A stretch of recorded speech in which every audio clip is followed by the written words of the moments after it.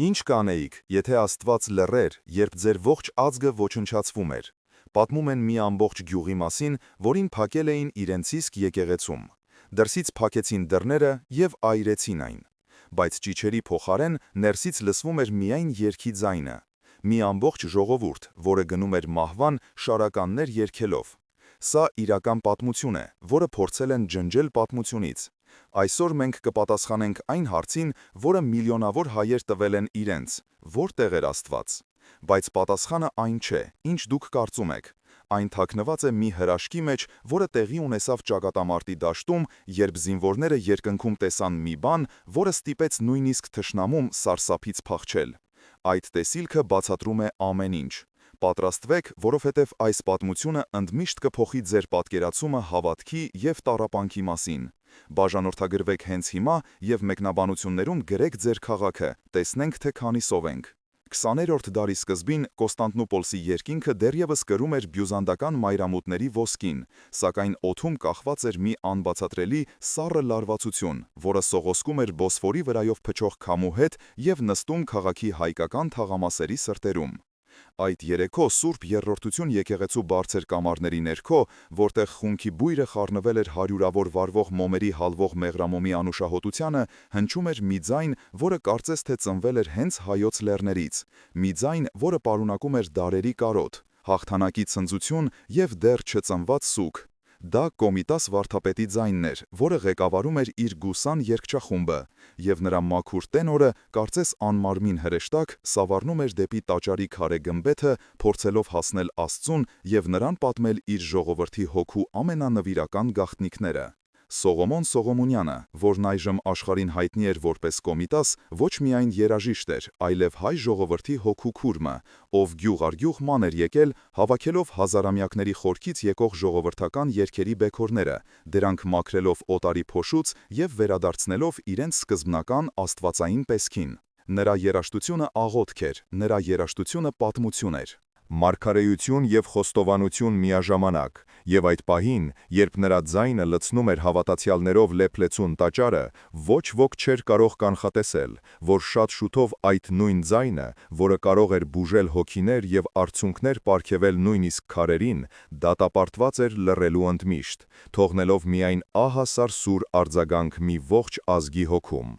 Նրա ձեռքերը, որոնք այնքան նրբագեղությամբ էին ղեկավարում երգչախմբին, շուտով պիտի դողային անզորությունից, իսկ նրա աչքերը, որոնք այժմ փայլում էին աստվածային ներշնչանքից, պիտի տեսնեին այնպիսի սարսափներ, որոնք մարդկային միտքը չէր կարող տանել։ Բայց այդ երեկո դեռ երաժշտության երեկո էր, այդ երեկո դեռ հույս կար։ Իսկ ինչ էր սպասվում նրանց։ Հարյուրավոր մղոններ հեռու Արարատյան դաշտի սրտում, ուր ամեն քար պատմություն է շշնջում և ամեն լեռան կատար աղոթքի պես ձգվում է դեպի երկինք, Մայր Աթոր Սուրբ Էջմիածնի հնամենի պատերի ներսում ամենայն հայոց կաթողիկոս Գևորգ Ե. Սուրենյանցը ծնկի էր իջել իջման սուրբ սեղանի առաջ։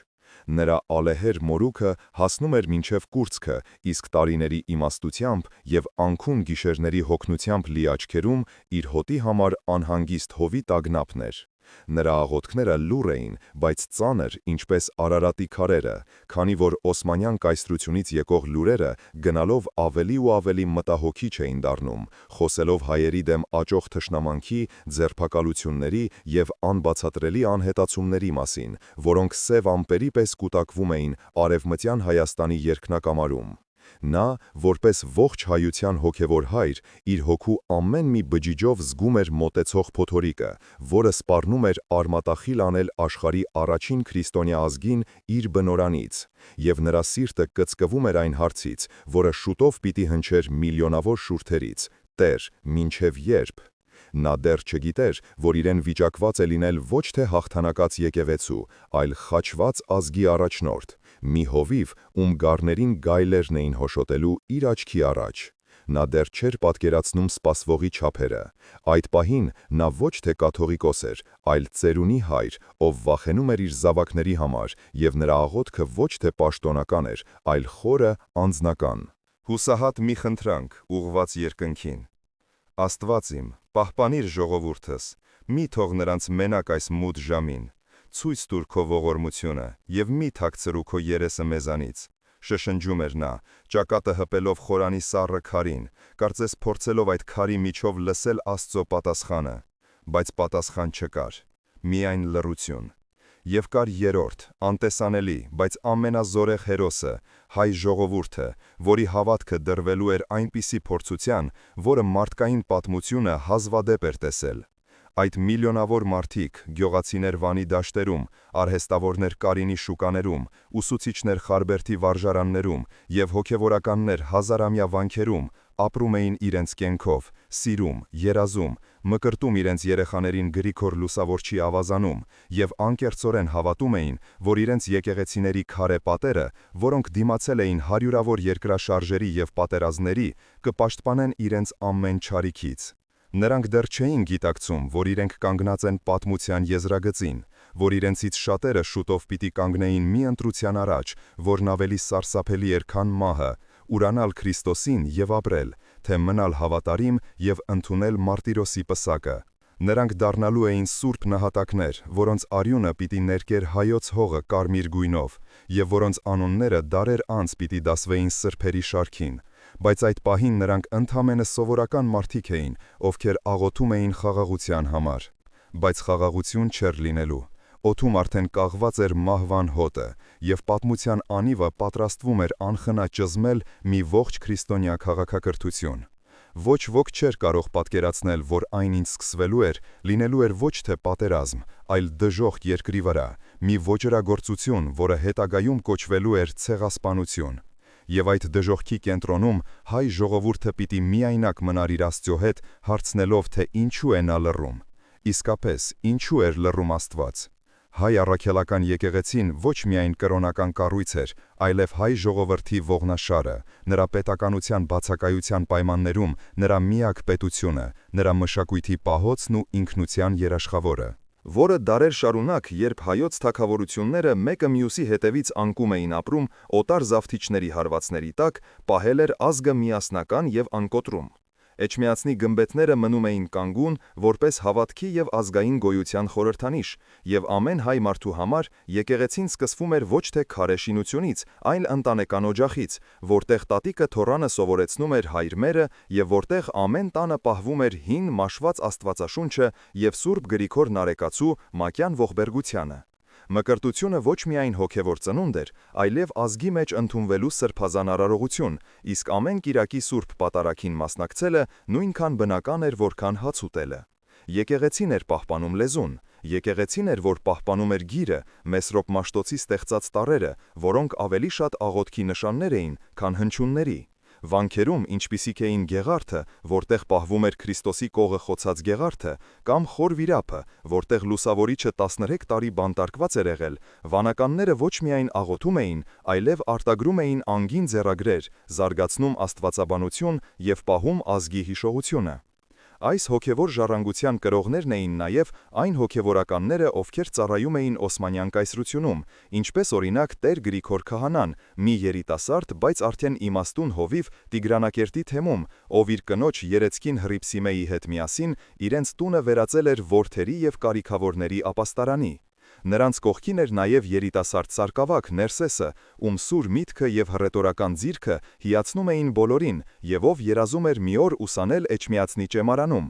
Այս մարդիկ եկեղեցու կենդանի քարերն էին։ Օսմանյան կայսրությունում հայերը, լինելով քրիստոնյա զիմմիներ, ապրում էին երկրորդ կարգի քաղաքացու կարգավիճակով, սակայն իրենց տաղանդի, աշխատասիրության և կրթության շնորհիվ հասել էին մեծ հաջողությունների առևտրի, արհեստների և մշակույթի բնագավառներում, ինչը հաճախ նախանձ և թաքնված թշնամանք էր առաջացնում շրջապատող մուսուլման բնակչության շրջանում։ Այս ամենի գաղափնակետը դարձավ երիտթուրքական միություն և առաջադիմություն կուսակցության իշխանության գալը, որի պանթյուրքիստական գաղափարախոսությունը նպատակ ուներ ստեղծել միատարր թուրքական պետություն, Անատոլիայից մինչև Կենտրոնական Ասիա, և այս մեծ նախագծի ճանապարհին խոչընդոտ էր հանդիսանում հայ ժողովուրդը, իր քրիստոնեական հավատքով, հնագույն մշակույթով և պատմական հայրենիքով։ Եվ երիտթուրքական պարագլուխները Թալեաթը, Էնվերը և Ջեմալը որոշեցին, որ այդ խնդիրը պետք է լուծվի մեկընդմիշտ։ Մոտալուտ փորձության առաջին նշանները սկսեցին ի հայտ գալ դեռևս 19-րդ դարի վերջին,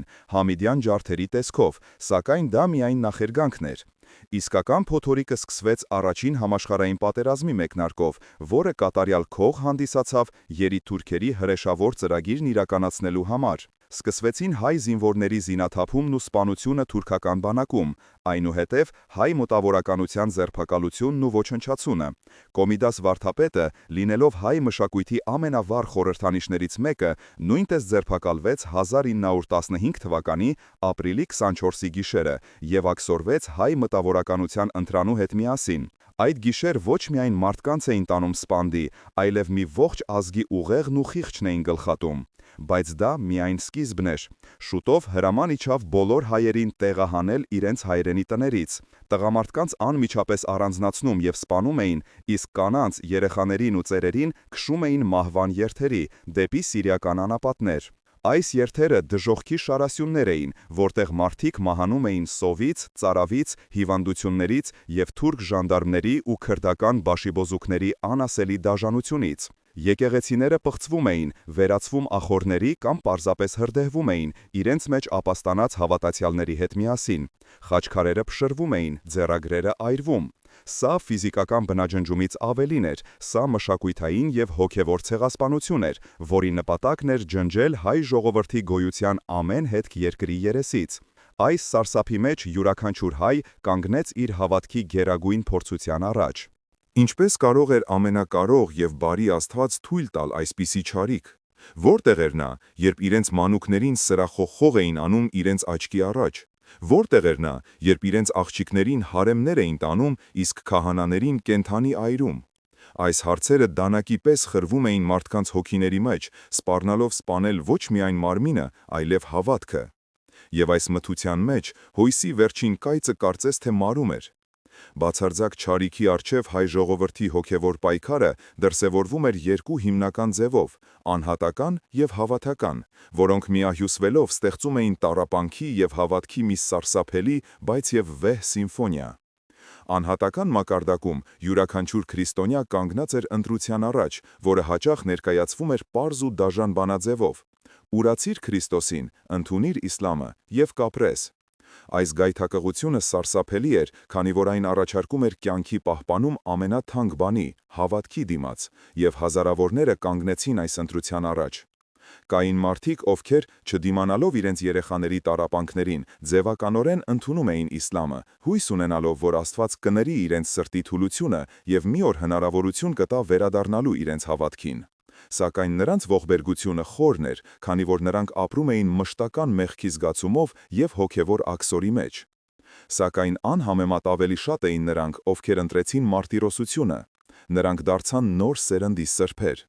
Նրանք իրենց արյամբ վկայեցին Քրիստոսի հանդեպ իրենց սերը, և նրանց պատմությունները անթիվ են ու սրտաճմլիկ։ Տրապիզոնում մի խումբ հայերի նավերով տանում են բաց ծով և խեղդում, և նրանց մեջ էր մի երիտասարդ քահանա, ով մինչև վերջին պահը բարձրաձայն աղոթում էր և օրհնում իրեն խեղդողներին։ Մուշի դաշտում մի ամբողջ գյուղի բնակչությանը հավաքում են եկեղեցում և կրակի տալիս, սակայն նրանք չեն աղաչում, չեն լալիս, այլ միասին երգում են «Ով զարմանալի շարականը», և նրանց ձայնը խառնվում է կրակի ճառճաճունին, վերածվելով մի սարսափելի, բայց և հրաշագեղոր ներգության։ Այս մարդիկ, բախվելով բացարձակ չարիքին, պատասխանեցին բացարձակ հավատքով։ Եվ նրանց համար որտեղ էր Աստված հարցը, այլևս գոյություն չուներ։ Աստված իրենց հետ էր։ Աստված իրենց հետ էր, խաչի վրա, իրենց տառապանքի մեջ, և նրանք գնում էին միանալու նրան։ Հավաքական մակարդակում պայքարը ղեկավարում էր հայ եկեղեցին, իդեմս Գևորգ Եկաթողիկոսի, ով էջմիածնում շրջապատված փախստականների բազմությամբ, որոնք բերում էին սարսափելի լուրեր Արևմտյան Հայաստանից, փորձում էր կազմակերպել օգնություն, մխիթարել անմխիթարներին և ամենակարևորը՝ պահել ազգի հոգին չկոտրված։ Նա անդադար նամակներ էր գրում համաշխարհային առաջնորդներին, եկեղեցիների պետերին, աղաչելով միջամտել և դադարեցնել սպանդը, կազմակերպում էր աղոթքի օրեր, հովվական կոնդակներ հղում, հորդորելով հայ ժողովրդին չհուսահատվել և իրենց հույսը դնել Աստծո վրա։ Սակայն աշխարհը մեծ մասամբ լուր էր, իսկ Աստված անտեսանելի։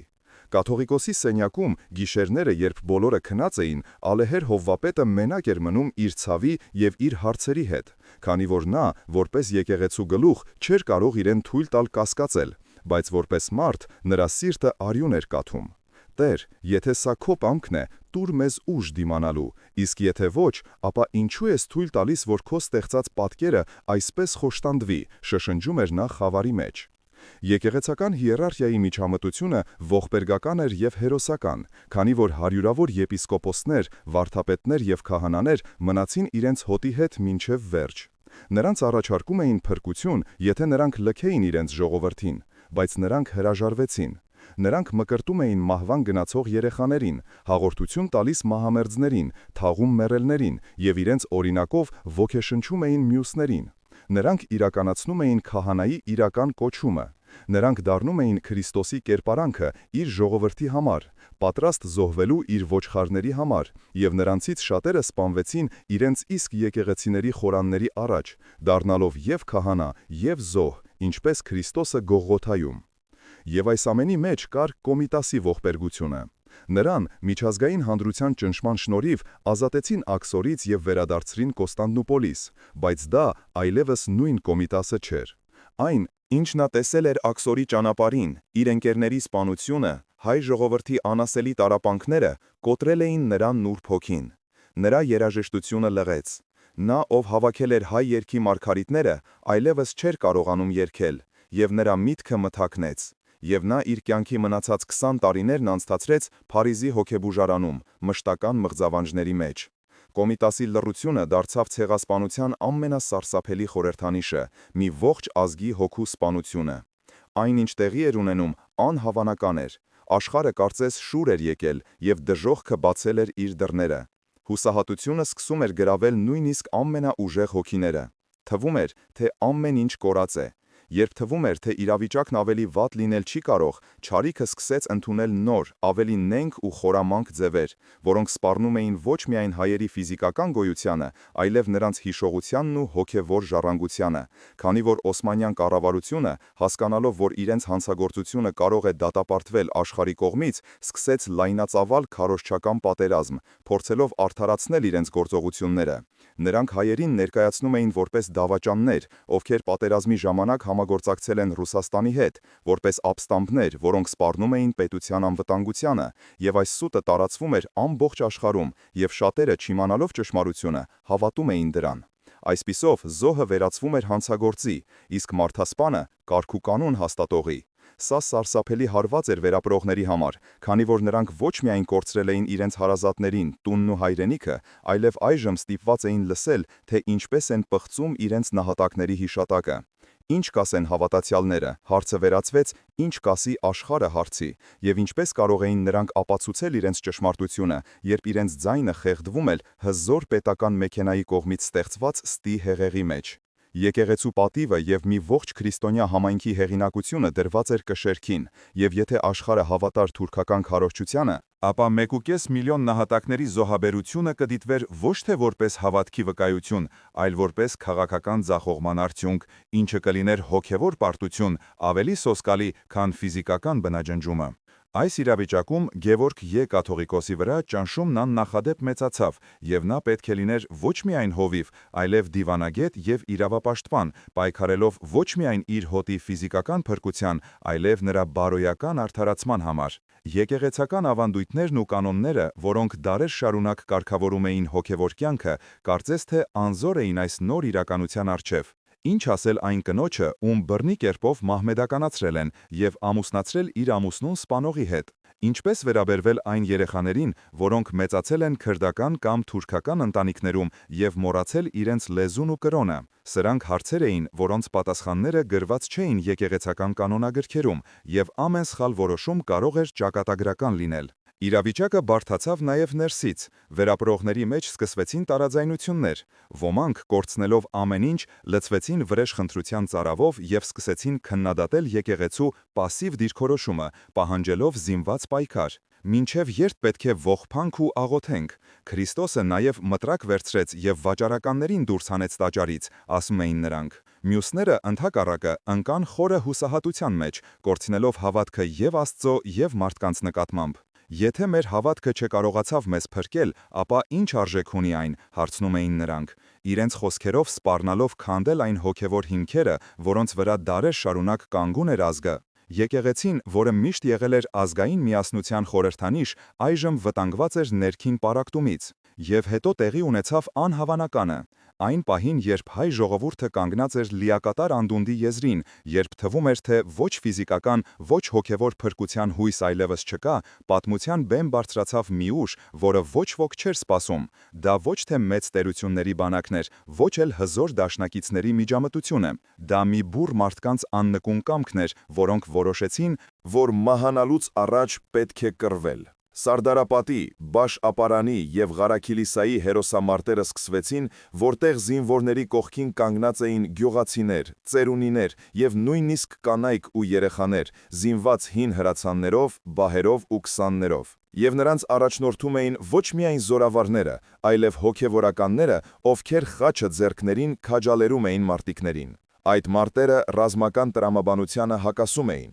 Հայկական ուժերը քանակով և սպառազինությամբ բազմակի անգամ զիջում էին թուրքական բանակին, բայց նրանք ունեին մի բան, որ թուրքերը չունեին. նրանք կռվում էին իրենց հողի վերջին թիզի, իրենց ընտանիքների փրկության և իրենց ազգի գոյության իրավունքի համար։ Սա ոչ թե պատերազմ էր, սա գոյամարտ էր, և այդ պայքարի մեջ տեղի ունեցավ մի բան, որը շատերը հետագայում անվանեցին հրաշք, մի բան, որը պետք է փոխեր ամեն ինչ։ Սարդարապատի դաշտը ծածկված էր վառոդի ծխով և մահվան հոտով, երբ թուրքական բանակի հրետանին անխնար ռմբակոծում էր հայկական դիրքերը, որոնք պաշտպանում էր մի բուռ զինվորներից և աշխարհազորայիններից կազմված ուժ, և թվում էր, թե ամեն ինչ վերջացած է, և թուրքական բանակի ճանապարհը դեպի Երևան և Էջմիածին բաց է, ինչը կնշանակեր հայ ժողովրդի վերջնական բնաջնջում։ Այդ ճգնաժամային պահին, երբ շատ մարտիկների սրտերում սկսել էր սողոսկել հուսահատությունը, Էջմիածնի բոլոր եկեղեցիների զանգերը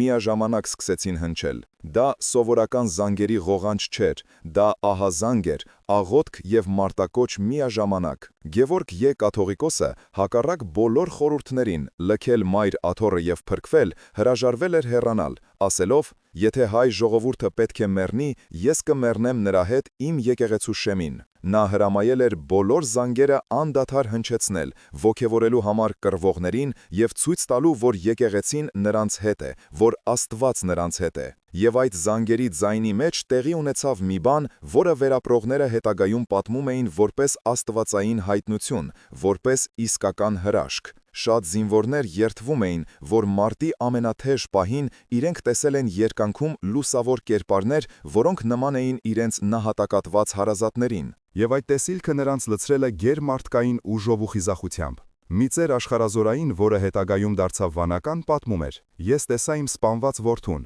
Նա կանգնած էր թուրքերի դիմաց, և նրա ձեռքին ոչ թե հրացան էր, այլ լուսե խաչ։ Եվ ես հասկացա, որ մենք մենակ չենք, որ մեր սուրբ նահատակները մեզ հետ են, որ նրանք երկնային զորք են դարձել և կռվում են մեզ հետ»։ Այս տեսիլքը կամ հավաքական հոգևոր ապրումը կայծակի պես տարածվեց զորքի մեջ։ Վախը փոխարինվեց վճռականությամբ, հուսահատությունը անսասան հավատքով։ Այդ պահին ամեն ինչ փոխվեց։ Հայ զինվորները, ովքեր րոպեներ առաջ նահանջում էին, անցան հակահարձակման այնպիսի կատաղությամբ, որը սարսափի մատնեց թուրքական բանակին։ Նրանք կռվում էին ոչ թե որպես սովորական մարդիկ, այլ որպես առյուծներ, որպես հավատքի մարտիկներ, ովքեր գիտեին, որ իրենց թիկունքում կանգնած է ոչ միայն իրենց երկրային հայրենիքը, այլև իրենց երկնային թագավորությունը։ Եվ հրաշքը տեղի ունեցավ։ Թվով և զենքով գերազանցող թուրքական բանակը, չդիմանալով այս անսպասելի և անբացատրելի հարվածին, խուճապահար փախուստի դիմեց, թողնելով հազարավոր սպանվածներ և ռազմավար։ Սարդարապատի հաղթանակը ոչ թե ռազմական,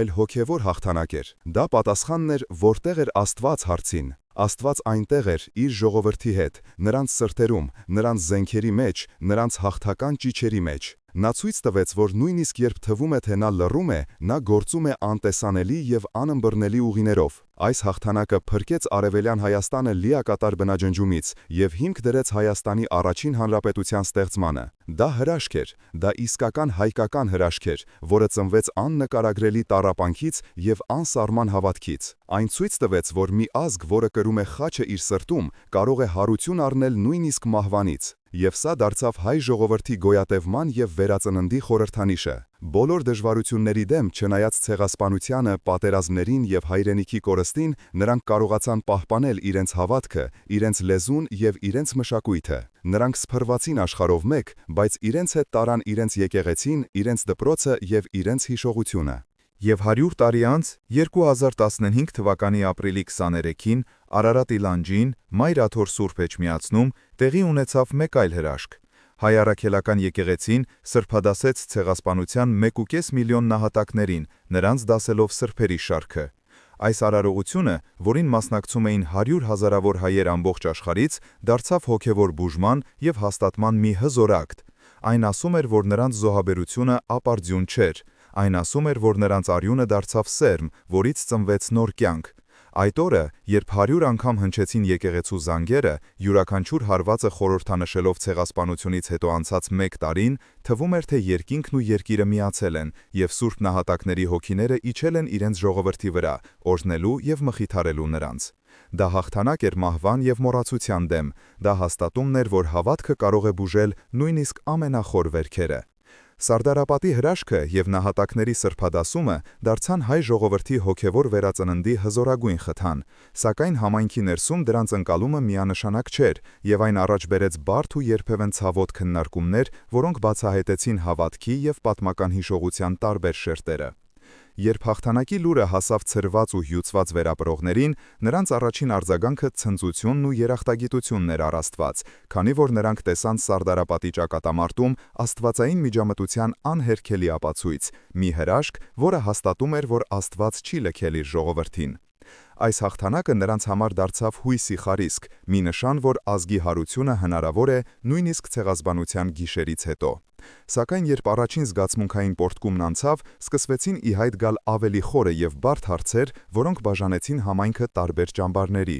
Մի խումբ հավատացյալներ, ոգեշնչված հաղթանակից, սկսեցին այն մեկնաբանել որպես զինված պայքարի արդարացում և Աստծո կողմից տրված օրհնություն, պնդելով, որ միայն զենքի ուժով կարելի է վերականգնել արդարությունը և վերադարձնել կորցրած հայրենիքը։ Նրանք քննադատում էին եկեղեցու ավանդական համբերության և աղոթքի քաղաքականությունը, այն համարելով անցյալի սխալ, և նրանց համար Սարդարապատը դարձավ ոչ թե հոգևոր, այլ ռազմաքաղաքական հաղթանակի խորհրդանիշ։ Նրանք դարձան նոր դաշնակիցներ այն ուժերի համար, ովքեր հավատում էին վրեժխնդրությանը։ Մյուսները, ընդհականակը, վախենում էին այս մարտական ոգուց, քանի որ նրանք տեսնում էին դրա մեջ քրիստոնեական ներողամտության և սիրո պատվիրաններից հեռանալու վտանգ։ Եվ նրանք պնդում էին, որ Սարդարապատի հրաշքը տեղի ունեցավ ոչ թե զենքի, այլ հավատքի և աղոթքի շնորհիվ։ Նրանց համար հաղթանակը ոչ թե վրեժի, այլ գոյատևման և նոր կյանք կառուցելու կոչ էր, և այս խումբը դարձավ եկեղեցու ավանդական թևի հենարանը, որը գլխավորում էր Գևորգ Ե. Կաթողիկոսը։ Նա հասկանում էր երկու կողմերի տրամադրությունները, բայց փորձում էր պահպանել հավասարակշռությունը, ընդգծելով, որ ֆիզիկական քաջությունը պետք է ուղեկցվի հոգևոր խոնարհությամբ, իսկ արդարության ձգտումը չպետք է վերածվի կույր ատելության։ Նրա խոսքերը, սակայն, ոչ բոլորին էին հասնում։ Նոր հակառակորդներ հայտնվեցին։ Նահատակների սրբադասման գաղափարը նույնպես առաջացրեց բուռն բանավեճեր, որոնք էլ ավելի խորացրին համայնքի ներսում առկա ճաքերը։ Ոմանք ընդունեցին այս գաղափարը մեծ ոգևորությամբ, տեսնելով դրա մեջ իրենց նախնիների տառապանքների արժևորում և հոգևոր արդարության հաղթանակ։ Եվ նրանց համար սրբադասումը կլիներ մի ակտ, որը վերջնականապես կհաստատեր, որ ցեղասպանությունը ոչ թե քաղաքական աղետ էր, այլ հավատքի համար մղված պայքարի գագաթնակետ։ Բայց կային նաև այլ ձայներ։ Որոշ աստվածաբաններ և հոգևորականներ զգուշություն էին հայտնում, պնդելով, որ սրբադասումը չափազանց բարդ և պատասխանատու գործընթաց է, և որ հնարավոր չէ հավաքականորեն սրբադասել 1.5 միլիոն մարդու, առանց յուրաքանչյուրի կյանքն ու մահվան հանգամանքները մանրամասն ուսումնասիրելու։ Ինչպես կարող ենք վստահ լինել, որ բոլորն են մահացել հանուն Քրիստոսի, և ոչ թե պարզապես որպես պատերազմի զոհեր, հարցնում էին նրանք, իրենց խոսքերով կասկածի տակ դնելով մի ամբողջ ազգի մարտիրոսությունը։ Կային նաև մարդիկ, ովքեր կորցնելով իրենց հավատքը, ցինիկորեն էին վերաբերվում սրբադասմանը, այն համարելով եկեղեցու փորձ սեփականաշնորհելու ժողովրդի ցավը և այն օգտագործելու իր ազդեցությունն ու ուժեղացնելու համար։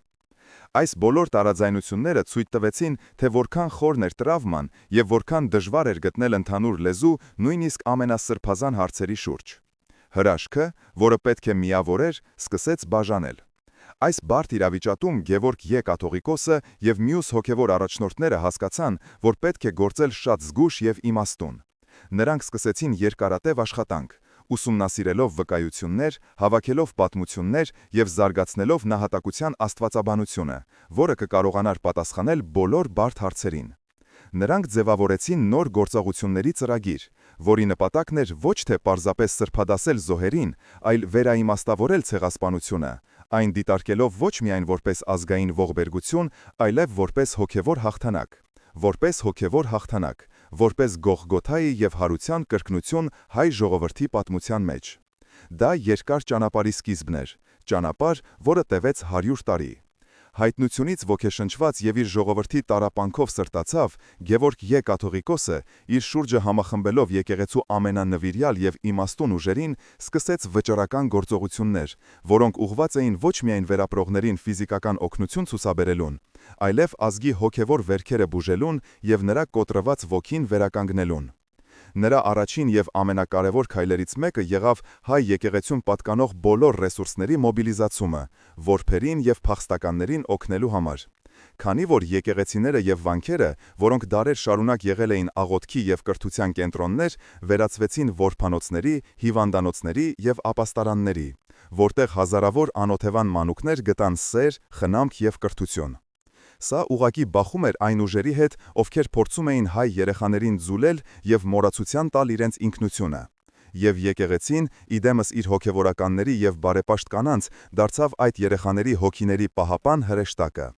Նրանք ոչ միայն կերակրում եւ հագցնում էին որբերին, այլև սովորեցնում էին նրանց հայոց լեզուն, պատմությունը եւ կրոնը, նրանց մեջ սերմանելով ազգային արժանապատվության եւ հավատքի սերմերը։ Դա հսկայական աշխատանք էր, անհավանական աշխատանք։ Միևնույն ժամանակ կաթողիկոսը սկսեց ակտիվ պայքար ճշմարտության եւ եկեղեցական արդարադատության համար, հանձնարարելով հավաքել ցեղասպանության վերաբերյալ բոլոր հնարավոր վկայությունները, ականատեսների պատմությունները, լուսանկարները, փաստաթղթերը։ Սա վտանգավոր գործ էր, քանի որ թուրքական իշխանությունները ամեն կերպ փորձում էին ոչնչացնել իրենց հանցագործության հետքերը, սակայն քաջարի հոգևորականներն ու մտավորականները, իրենց կյանքը վտանգի ենթարկելով, կարողացան փրկել եւ պահպանել հսկայական քանակությամբ նյութեր, որոնք հետագայում դարձան ցեղասպանության ճանաչման հիմքը։ Սա ուղղակի մարտահրավեր էր ժխտողականության քաղաքականությանը, եւ եկեղեցին դարձավ ազգային հիշողության պահապանը, պայքարելով ոչ միայն ներկայի, այլև անցյալի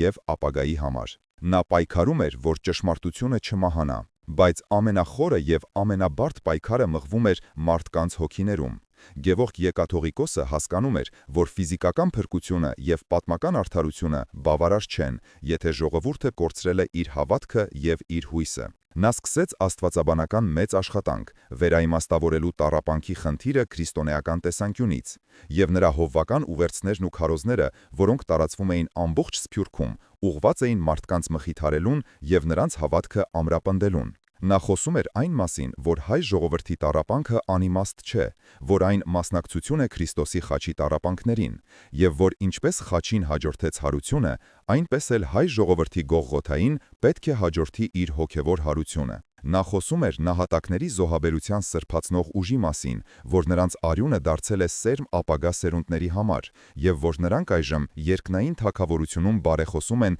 իրենց ողջ մնացած եղբայրների եւ քույրերի համար։ Այս խոսքերը դեղի պես էին ազդում մարդկանց վիրավոր հոգիների վրա։ Նրանք սկսեցին հասկանալ, որ իրենց տառապանքը ոչ թե Աստծո պատիժն էր կամ լքվածության նշան, այլ հավատքի գերագույն փորձություն եւ վկայություն։ Եվ հետո տեղի ունեցավ անհավանականը։ Այս հոգևոր վերածննդի գագաթնակետը դարձավ ցեղասպանության նահատակների սրբադասման գործընթացի սկիզբը, որը, ինչպես տեսանք, հարուցեց բազմաթիվ վեճեր, սակայն կաթողիկոսի եւ նրա համախոհների անսասան կամքի շնորհիվ այն շարունակվեց։ Սա պայքար էր ոչ միայն արտաքին թշնամիների, այլև ներքին կասկածների եւ հուսահատության դեմ։ Եվ այս պայքարում եկեղեցին ցույց տվեց, որ ինքը ոչ միայն պատմական կառույց է, այլև կենդանի օրգանիզմ, որը կարող է բուժել, մխիթարել եւ առաջնորդել իր ժողովրդին նույնիսկ ամենամութ ժամանակներում։ Այս գործողությունները փոխեցին ամեն ինչ, նրանք վերականգնեցին հույսը։ 100 տարվա քննարկումներից, աղոթքներից և հոգևոր որոնումներից հետո 2015 թվականի ապրիլի 23-ին Մայր Աթոր Սուրբ Էջմիածնի բաց խորանի առաջ հավաքվել էր հայությունը աշխարհի բոլոր ծայրերից, որպեսզի ականատես լինի իր նորագույն պատմության ամենակարևոր իրադարձություններից մեկին՝ ցեղասպանության, սուրբ նահատակների, սրբադասման արարողությանը։ Այդ օրը երկինքը մռայլ էր, կարծես բնությունն ինքն էր զգում մեկ դար առաջ կատարված ոճրագործությունը, սակայն հավատացյալների դեմքերը լուսավոր էին հույսով և սպասումով։ Գագաթնակետը նաստուպիվ այն պահին, երբ ամենայն հայոց կաթողիկոս Գարեգին II-ը և Կիլիկիո կաթողիկոս Արամ I-ը միասին բարձրաձայն ընթերցեցին սրբադասման մասին հայրապետական կոնդակը, որով ցեղասպանության ժամանակ հանուն հավատի և հայրենիքի իրենց կյանքը զոհաբերած 1,5 միլիոն հայերը պաշտոնապես դասվեցին հայ առաքելական եկեղեցու սրբերի շարքը։ Այդ պահին ամբողջ եկեղեցին սառեց։ Այնուհետև, ի նշան անցած 100 տարիների, 100 անգամ հնչեցին Էջմիածնի և աշխարհի բոլոր հայկական եկեղեցիների զանգերը, և նրանց ղողանջը, միախառնվելով հավատացյալների աղոթքներին ու արցունքներին, կարծես թե ճեղքում էր երկինքը, հասնելով մինչև Աստծո աթոռը։ Դա հակամարտության լուծումն էր, դա պատասխանն էր այն բոլոր հարցերին, որոնք տանջում էին հայ ժողովրդին մի ամբողջ դար։ Որտեղ էր Աստված։ Նա իր սրբերի մեջ էր։ Ինչու էր նա լռում։ Նա խոսում էր իր նահատակների արյան միջոցով։ Ինչ իմաստ ուներ այդ անասելի տառապանքը։ Այն սրբացրեց մի ողջ ազգ և նրան պարգևեց երկնային բարեխոսների մի անհամար բանակ։ Սրբադասման արարողությունը դարձավ հոգևոր բուժման և հաշտեցման մի հզոր ակտ։ Այն վերջ դրեց ներքին տարաձայնություններին և միավորեց ժողովրդին իր սրբերի շուրջ։ Այն վերջնականապես հաստատեց, որ ցեղասպանությունը ոչ թե պարտություն էր, այլ հոգևոր հաղթանակ, և որ նահատակների զոհաբերությունը ապարդյուն չէր։ Համայնքը հասավ նոր հոգևոր ըմբռնման։ Նրանք հասկացան, որ իրենց ուժը ոչ թե վրեժի, այլ հավատքի, հիշողության և ներման մեջ է։ Ներում, որը չի նշանակում մոռացություն, այլ չարիքին սիրով և ստեղծագործ կյանքով հաղթելու կարողություն։ Այդ օրվանից սկսվեց նոր դարաշրջան։ Հայ ժողովուրդը, կրելով իր 7 վերքերը, բայց բուժված իր հավատքով, շարունակում է իր պատմական ուղին։ Ցեղասպանության տրավման դեռևս ապրում է ազգային հիշողության մեջ, բայց այն այլևս կործանարար ուժ չէ։ Այն վերածվել է հոգևոր ուժի աղբյուրի, որը սնում է ազգային ինքնագիտակցությունը և ոգեշնչում նոր սերունդներին։ Սուրբ մահատակների օրինակը սովորեցնում է, որ նույնիսկ ամենասարսափելի տառապանքի մեջ հավատքը կարող է պահպանվել, և որ զոհաբերությունը, հանուն բարձրագույն արժեքների, սրբացնում է երկիրը և դառնում սերմ ապագայի համար։ Կոմիտասի լռած երգը այսօր հնչում է հազարավոր նոր ձայներով, իսկ Գևորգ Ե. կաթողիկոսի աղոթքը շարունակում է պաշտպանել հայ ժողովրդին։ Եվ այս պատմությունը մեզ բոլորիս տալիս է մի կարևոր դաս։ Հավատքը ոչ թե տառապանքից խուսափելու միջոց է, այլ այն արժանապատվությամբ կրելու և այն հաղթանակի վերածելու ուժ։ Այն ցույց է տալիս, որ նույնիսկ երբ թվում է, թե դժոխքն է հաղթում, հարության հույսը երբեք չի մահանում։ Եվ հիմա ես ուզում եմ դիմել ձեզ, սիրելի բարեկամներ։ Կիսվեք մեկնաբանություններում, թե ինչպես եք դուք հասկանում տառապանքի իմաստը ձեր կյանքում։ Ինչպես է հավատքն օգնում ձեզ հաղթահարել դժվարությունները։ Ինչ կանեիք դուք, եթե հայտնվեիք նման ընտրության առաջ։ Ձեր պատմությունները կարևոր են, քանի որ դրանք շարունակությունն են այն մեծ պատմության, որը մենք այսօր միասին վերապրեցինք։ Թող մեր սուրբ նահատակների բարեխոսությունը լինի բոլորիս հետ։